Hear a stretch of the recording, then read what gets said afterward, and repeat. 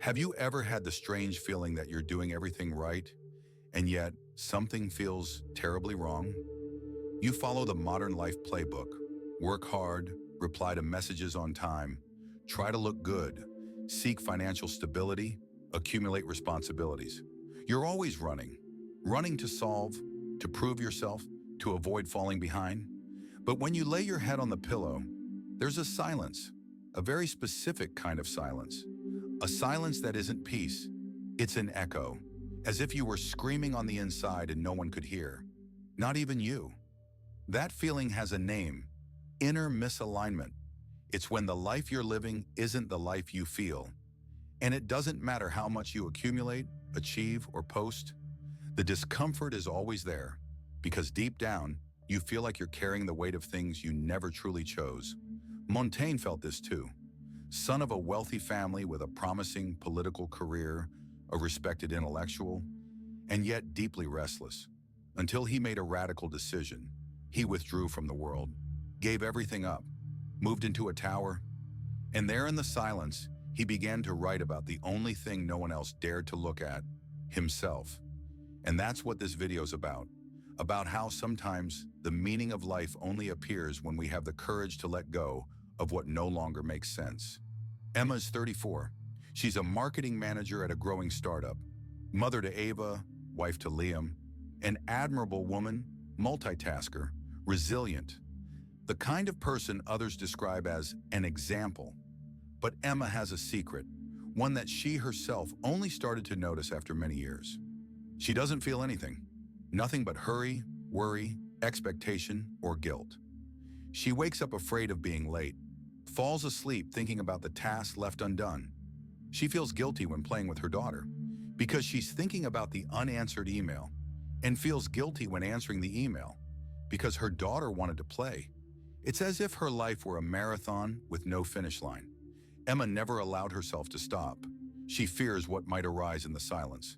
But one day, stuck in traffic between a work call and a meeting notification on her phone, she turns off the radio, pulls over, and cries. Cries for no apparent reason, or rather, cries for all the accumulated reasons that never allowed space for a single feeling to be felt in full. In that moment, Emma decides, enough. She didn't know exactly what she was saying enough to, but she knew it was the beginning of something new. And it was, because sometimes all the soul asks for is a truce, a pause, a breath, a chance to be heard. What Emma did in that moment is something few have the courage to do. She connected with the most neglected part of modern existence, her own inner world. Michel de Montaigne did this in a radical way. After losing a dear friend, feeling exhausted by politics, appearances, and the external logic of prestige, he retreated to his tower. Literally, a stone structure, isolated, where he spent years writing about himself. But don't be fooled. He didn't run away. He moved toward what truly mattered. In his writings, Montaigne talks about fear, insecurity, death, pleasure, routine, doubts. Everything that public life usually hides. And what he discovered there was one of the greatest lessons of practical philosophy. When you abandon the noise of the world, you begin to hear your own voice. And by hearing it, life starts to make sense in a different way. Less performative, more authentic. We live in an age obsessed with control. We control food, productivity, algorithms, emotions. We believe that with the right tools, we can predict everything, dominate everything, adjust everything. But life has a peculiar sense of humor. The more we try to control, the more out of control we feel. This is called the total control syndrome, a mental state where you believe you're always in charge, but live tense, anxious, frustrated. The Stoics warned about this over 2,000 years ago. Epictetus said, "Some things are within our control, others are not. Wisdom lies in knowing the difference." But how often do you waste energy trying to change what's beyond your reach? You try to change people's opinions, your boss's will, the algorithm, the weather, the past, and forget the only thing that has always been within your reach, your attitude toward life. Montaigne understood this. He stopped trying to control the image he had in the world to begin understanding who he truly was, without masks, and that is liberating. Because true power doesn't lie in commanding the world, but in commanding yourself in front of the world. Another silent trap, the addiction to accumulation. You think you're living, but you're really just piling things up. Piling up tasks, achievements, contacts, possessions, content, experiences. We live in the age of excess, and in this excess, the soul suffocates.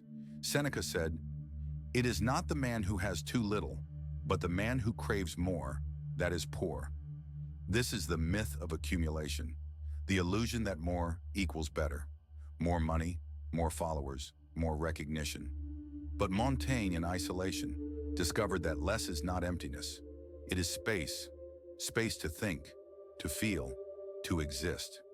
He gave up a public life to have a more intimate one, with himself.